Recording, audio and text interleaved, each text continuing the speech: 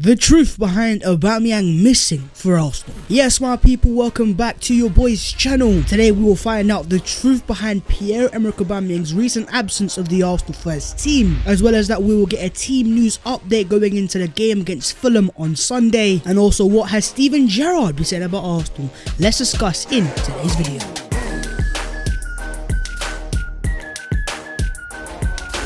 Yo, what's going on, guys? My name is Bass14 and welcome back to your boys channel. Today's main topic is going to be Pierre-Emerick Aubameyang, the Arsenal captain who's been missing for the past few games. So without any further ado, let's get straight into today's video. Rightio then, Aubameyang Arsenal update. What has been happening? Where has the Arsenal captain been, and why has he not been involved in the matchday squad? Well, unfortunately, our captain has confirmed that he was hospitalized for malaria. And in terms of his quote, he says, "Hey guys, thanks for all the messages and calls. Unfortunately, I have contracted malaria whilst being on the national team duty in Gabon a few weeks ago. I've spent a few days in hospital this week, but I'm already feeling much better every day, thanks to the great doctors that have detected and treated the virus so quickly. I wasn't really feeling like myself for the last couple of weeks, but I will be back stronger than ever soon." So the captain has confirmed there and there. It's unfortunate, of course, but it kind of now makes sense, because in terms of that Liverpool game, we were all calling him Travis Scott, and we were having a go at his commitment because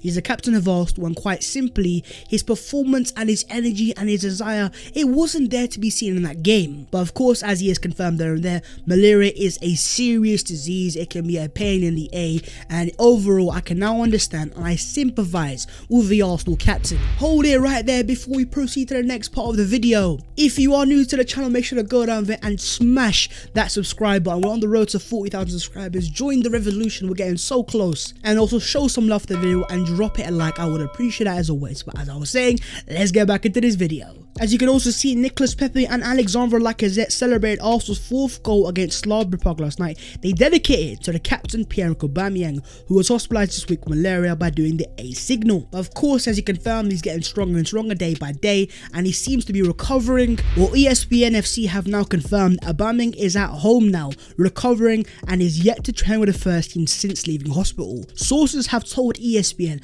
that although Arteta has not ruled him out of contention against Fulham, next Friday's match against Everton is a more realistic return date. So ESPN are claiming that Aubameyang might not be fit for tomorrow's game, and I can fully understand that. And I'll tell you what though, a lot of Arsenal fans will say, even if he's fully fit, he might have to fight for his Arsenal place. Now, I'm not going to count his past few games because, as he said, he wasn't feeling himself, so I'm going to give you those games, Pierre. But even before the international break, you weren't putting in the best of the games. I mean, that West Ham United game when you got taken off and Martinelli came on, quite a few Arsenal fans wanted that to happen earlier in that game. And in terms of the games without Aubameyang, Sheffield United, of course, and Slavia Prague in the Europa League, we were pretty decent. We had pretty decent performances. We scored goals, kept clean sheets, and we were fluid in the attack. So Aubameyang, if you want to play for Arsenal, you're going to have to fight for it. And in terms of Mikel Arteta on Aubameyang's availability, he says, let's see how he recovers. Obviously, when you get a disease like this, it can take a bit for the body to feel in good condition to the extreme condition we put the bodies through in our sport. But he wants to come back very quickly. And despite me making it clear that I want to see him fight for his place and see how hungry Pierre-Emerick Aubameyang, I will say one thing: if Arsenal was serious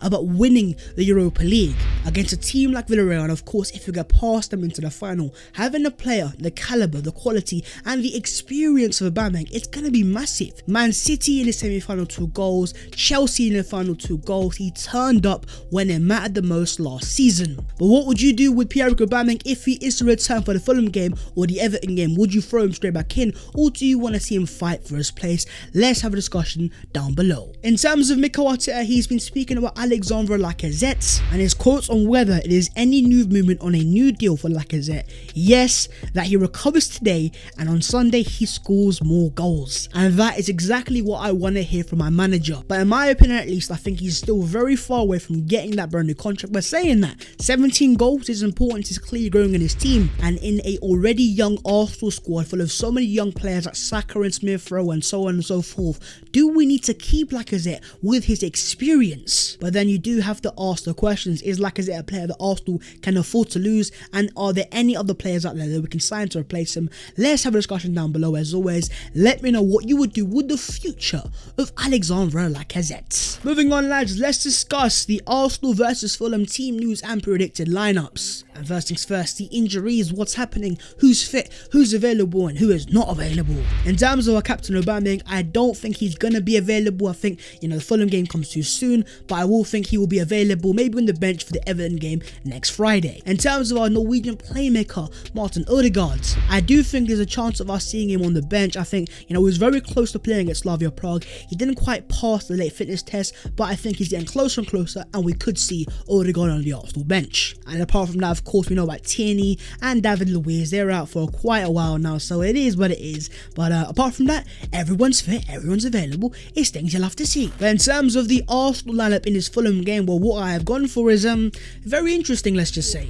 So I've gone for Bernd Leno in goal. I've gone for a back four of Cedric, Holding, Murray and Xhaka. Then a pivot of Ceballos and Partey. Then Smith Rowe as a 10, Pepe and Martinelli as the wingers, and Alexandre Lacazette as the centre forwards. As always, I get it, guys. So many questions, Babs. This is why you're not manager. Well, we get it, lads. Let me just make it clear. If I was the Arsenal manager, I'd win us the Premier League, I'd win us Wimbledon, the World Cup, Euros, the F1 races. That's how good a manager I am. So don't question your boy. First things first, in terms of the centre backs, I think I'm going to have to go for what's been working. If it's not broke, why change it? While Gabriel Magalhaes is still our best defender, I think in terms of a partnership, Holding and Murray, it's worked. And don't just listen to me, listen to the stats. Arsenal have the best win percentage with 80% and the fewest average goals against with 0.4 per game when Rob Holding and Pablo Murray are partnered in events together. The centre-back partnership you want to keep as consistent as possible, so if it ain't broke, if it's working, keep it moving, and I'm going to keep Holding and Pablo Murray. The only reason why I've gone for Cedric Arabic is because of course Chambers, the whole ACL thing. I'm not trying to burn him out too soon. And in terms of left back and the midfield pivot, I think it's working with Xhaka, Ceballos and Partey, so again, let's keep it moving because we need to win this game in my opinion. Because as much as our season could potentially be over, we are only a matter of 5 points away of the teams in European spaces with one game in hand, so it's not all over. Smith Rowe picks himself with Odegaard not being fully fit. Pepe for me has to start. The guy is on fire, he's so cold, he's a baller. And Mikel Arteta on Pepe's form here said he needed a period of adaptation, and this is gone now, so we cannot rely on adaptation again. Now it's about performance and he can do it. And I fully agree with you, Mikel Arteta, but to get the best out of him, we need to see him play consistent minutes. So Nicolas Pepe, keep doing your thing and keep starting. The only reason why I'm resting Bukayo Saka is because first things first, we got Pele's godson, Gabriel Martinelli. But secondly, and most importantly, he picked up a knock last week against Sheffield United. So I'm not trying to burn him out, let him fully recuperate. He played well midweek, so let him have a bit of a rest. And of course, the drop off for Martinelli, it's not even that massive. We're going for Pele's godson. And up front, I've gone for Alexandre Lacazette. He's our top scorer, 17 goals. And also in terms of Premier League, the golden boot charge could well be on. But as always, I know there will be so many disagreements, so of course if you guys don't agree with me, make sure to get your own personal predicted lineups down below in the comments, and we are gonna move on to the other Arsenal news today. Quick firing here. Steven Gerrard has been speaking about Arsenal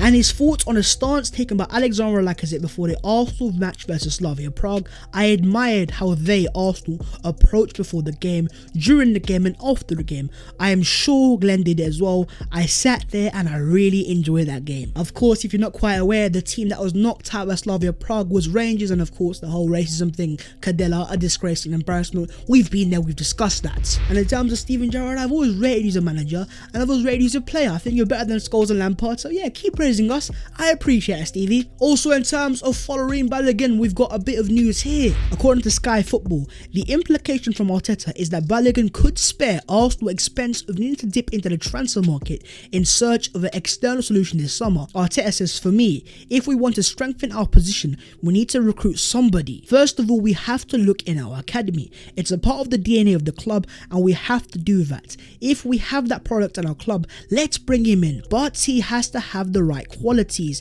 the right mentality and character to do so. If not, we have to go out there and try to find him. And I fully agree with that, Mikel Arteta, and I could see a summer where Arsenal, put the faith in Balogun, put the faith in Martinelli and Aubameyang and say maybe we don't need a centre forward. But of course with that there'll be a lot of questions. We've got two young strikers there and Aubameyang hasn't been in the best of form. So lads, do you agree with Arsenal giving the chance to Balogun, or do you want to see Arsenal sign a centre forward instead? Let's discuss down below as always. And finally, in terms of Gabriel Martinelli, aka Bele's godson, which look, I've made it up, but I think it's true. Mikel Arteta or Martinelli has said, sometimes he won't understand my decisions, but the only reason I make those decisions is to help him, so that when he gets a chance to sprint, he can sprint, and when he falls, he goes again. I want a long run with him, not just a short one, and he's in a better place now. He came back in and he had an impact, but there are still a lot of things that we had to work on with him. He needs time. He is so willing and so anxious that it can block his development sometimes as well. And you know what, Mikel Arteta, I fully stand with you there and I fully agree with you. Arsenal fans that want to see Gabriel Martinelli start, I can see why. He's so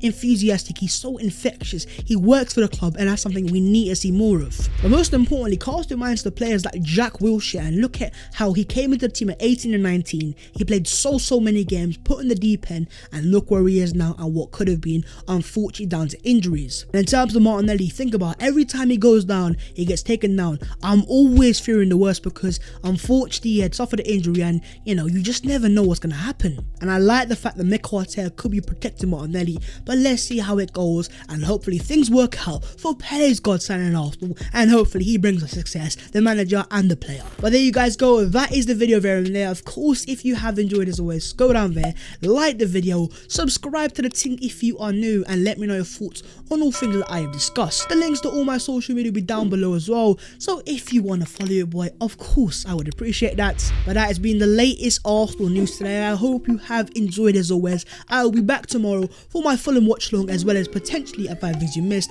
but I will see you soon. Enjoy, my guys, in a bit.